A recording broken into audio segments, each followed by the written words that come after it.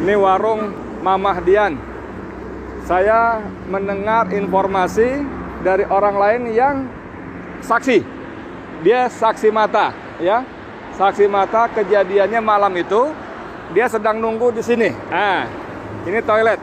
Kamera toilet, ya. Toilet di sini. Dia di sini. Jadi menurut dia, orang tadi yang barusan ngobrol saya tadi, saya salat zuhur sebentar, ya.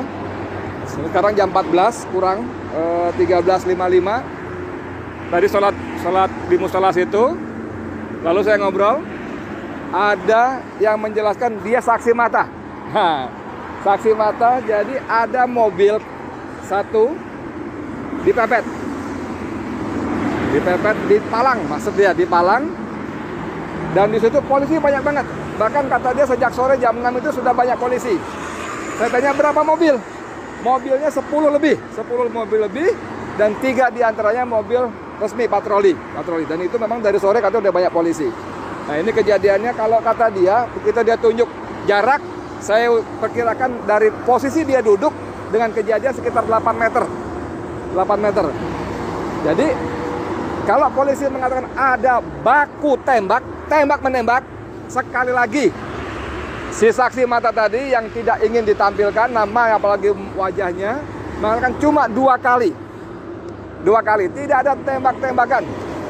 Dan dia mengatakan bahwa yang menembak adalah polisi. Orang yang di dalam mobil sama sekali tidak membawa senjata karena tidak melakukan tembakan balasan. Jadi langsung dipalang gitu, dari depan nembak pakai laras panjang. Saya tanya, kamu lihatnya pakai pistol apa laras panjang? Laras panjang. Benar, laras panjang. Jadi saudara, begitu ceritanya. Dan dia lihat 2 orang langsung tewas di tempat. Menurut penglihatan dia yang jaraknya sekitar kurang lebih 8 meter. Tadi saya tanya, posisimu di mana? Di situ. Dari duduk kamu dengan peristiwa yang terjadi berapa meter? 10 meter, mobil itu parkir? Oh enggak, sini lagi. Jadi mobil parkir, dia sebut jarak lebih depan lagi, jadi saya perkirakan sekitar 8 meter. Lalu polisi dia sebut langsung menembak ban kiri depan. Langsung nempel, dor. Ban kiri depan, tujuannya supaya mobil tidak kabur. Nah saudara, kalau polisi menarasikan satu terjadi baku tembak, sekali lagi dari 2 dan narasumber lain yang saya hubungi tadi beberapa kali wawancara, tidak ada baku tembak. Seperti penjelasan dari Munarman, Sekretaris Umum FPI, tidak ada baku tembak. Tidak ada. 2 sumber pertama di depan tadi saya tanyakan juga cuma meninggal 2 kali tembakan. Sumber yang dekat lokasi sini, kamera, ya, dia ada di sini, kejadiannya sekitar di sini, juga cuma 2 kali tembakan. Tidak ada baku tembak. Yang kedua, dia memastikan tidak ada baku tembak karena yang di dalam mobil tidak membalas tembakan. Jadi tidak membawa senjata api. Tentang samurai segala macam, dia tidak berani memastikan bagaimana sesungguhnya ada atau tidak. Karena dia juga tidak boleh mendekat. Tapi dia menambahkan seperti keterangan sebelumnya, bahwa orang-orang sekitar sini yang datang mendekat memang diusir. Tidak boleh, menjauh. Ada teroris katanya. Bagaimana kondisi berikutnya?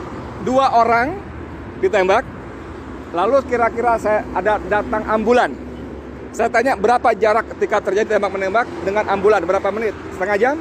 Dia bilang ya kira-kira setengah jam. Mungkin ada yang telepon lalu ambulan datang. 2 mayat dibawa keluar, digotong, dibawa pergi ambulan. 4 orang lagi masih hidup, 1 terpinjang-pinjang kakinya. Tapi dia tidak memastikan apakah tembak atau tidak, tapi dikatakan terpinjang-pinjang. Itu dipindahkan dengan mobil lain, dibawa pergi entah kemana.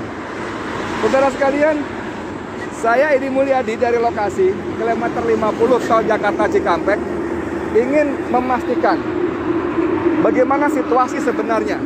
Apakah benar cerita dari versi polisi yang langsung disampaikan oleh Kapolda Metro Jaya Fadil Imran, atau versi FPI seperti disampaikan oleh Munarman dan Ketua Umum FPI Kiai Sobri Lubis.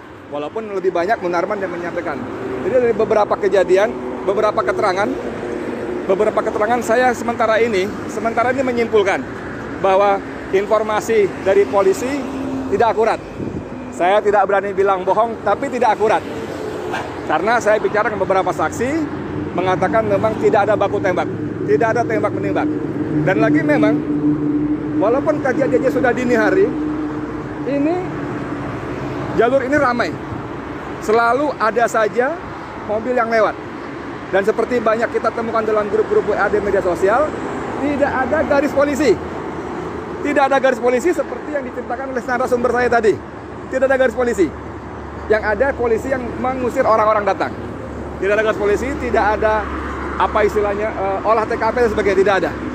Tidak ada. Saudara sekalian, apa sesungguhnya terjadi?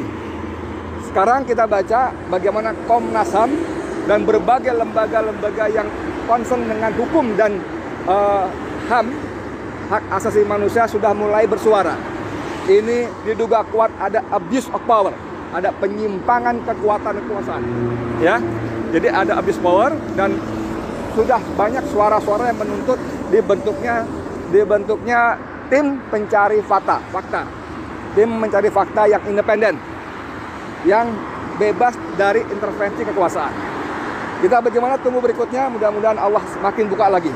Allah buka lagi bagaimana kekuasaan sudah digunakan untuk hal-hal yang tidak pada tempatnya.